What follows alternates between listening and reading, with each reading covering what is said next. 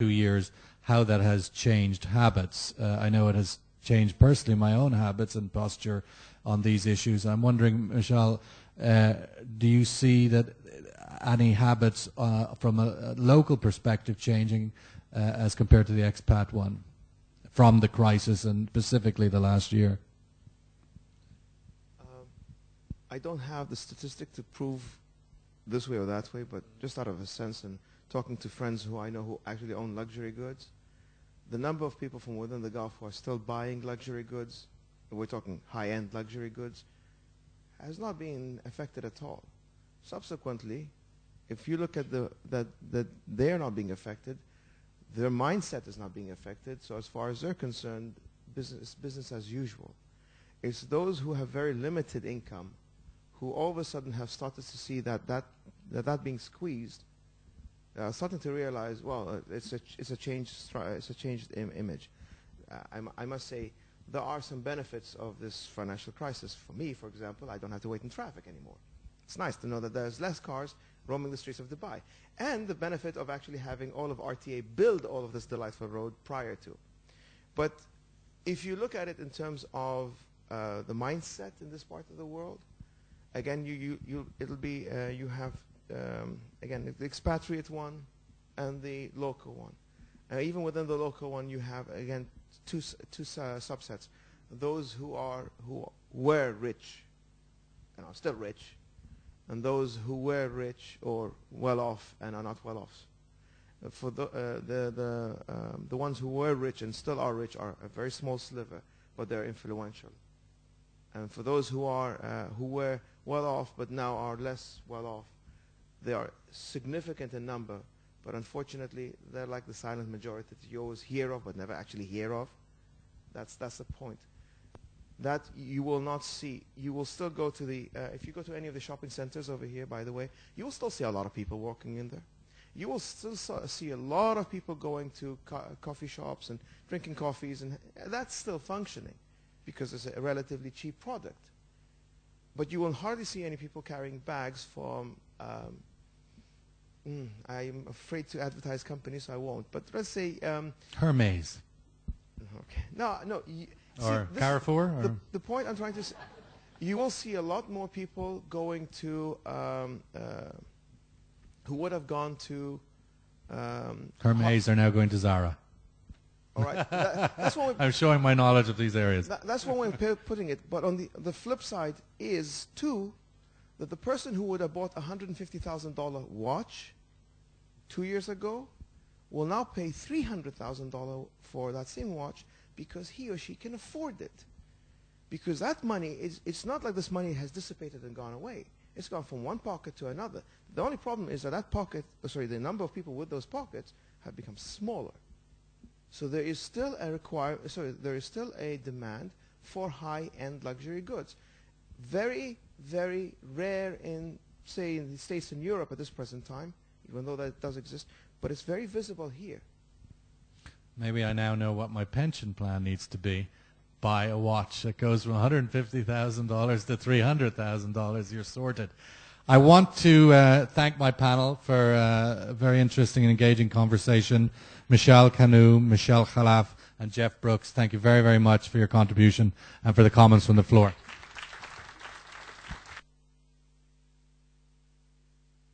Thank you, gentlemen. Okay, we're going to come now to the last part of our day, which we're going to unveil the results of the survey that you all participated in this morning.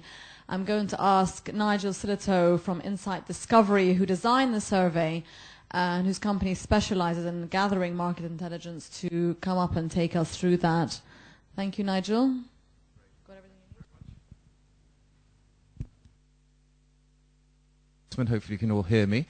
The expat package has certainly changed because when I was transferred to Bahrain by an American bank, they actually gave me everything, including a $20,000 allowance to buy furniture. Luckily, when I left, they never actually asked for it back. So that's a sign, I think, of just how much things have actually changed over the last 9 years or so.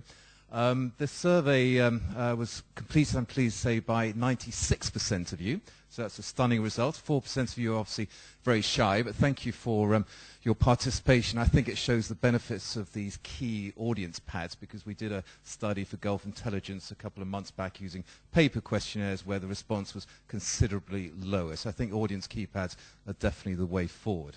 As I said, my name is Nigel Sillett. I run a market research company based here in Dubai. We specialize in employee engagement studies and customer attitude studies. And given that it's almost the end of the session, I'm just going to rattle through some of the responses for this particular study. The first question you remember is just asking how happy is everybody in the room. And the good news is that the vast majority of you are very happy indeed. So basically 87% of you fall in the range of very satisfied to very happy. Unfortunately, 2% of you are very unhappy. But the good news is that the vast majority of you were very happy indeed.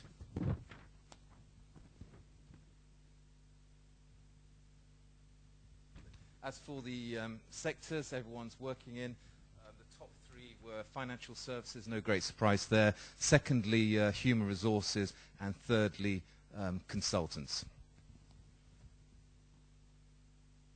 And as for which sort of company you're working for, the vast majority, 65%, currently work for an international company. And the question, in your opinion, is the UAE, Dubai in particular, moving towards a younger, single couples with no children, expat employment market? And what's rather surprising is that 57% disagreed with that statement. But it was pretty evenly matched, 57-43%. And to the question, if you answered yes to the earlier question, of which there were 43%, is it because of the following options? And the top one was quality cost of education, with number 2 being career opportunities, and in third position, which was equal, was other and also cost of living. To the question, do you currently have an expat package, which is defined as basic salary, etc.? 43% of you still have an expat package, so congratulations there. But what is rather surprising, I feel, is that 57% of the people who participated in the study in this room today do not actually have an expat package. And if you answered no to the previous question before one, which was 57%, have you had an expat package in the region before? And again, what I think is quite surprising is that 28% had an expat package in the past, which could be partly because people have actually been converted to a local contract. And if you answered yes to currently having an expat package, is it more generous than before, less generous, or the same? And these are the results. And it was an even match between less generous than before and the same as before, with just 19% of you actually having a more generous package than before. No great surprises there. And have any of your expat benefits been reduced over the last 24 months? The results were 44% said no, 40% said stay the same, and just 16% said yes. And from your knowledge, are employers less likely now to hire expat staff requiring family status than single status expat staff? And the results were 39% said yes, 34% didn't know, and 27% said no. And since the financial crisis took its toll in the world, do you feel more or less obligated to provide for your own financial protection and planning? And the good news for HSBC Insurance is that 80%, an overwhelming 80%, felt they should be more obligated to look after their own personal finances.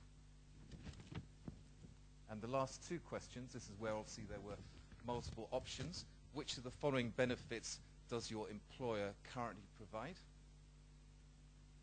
And the top three answers were 1, medical insurance, 2, flights to home country, and 3, life assurance. And the final question, and which of the following do you fund, pay for yourself? And the top three were DIWA, home contents insurance, and thirdly, pension planning. So that, gentlemen and ladies, is just a quick summary of the results. So thank you for your attention.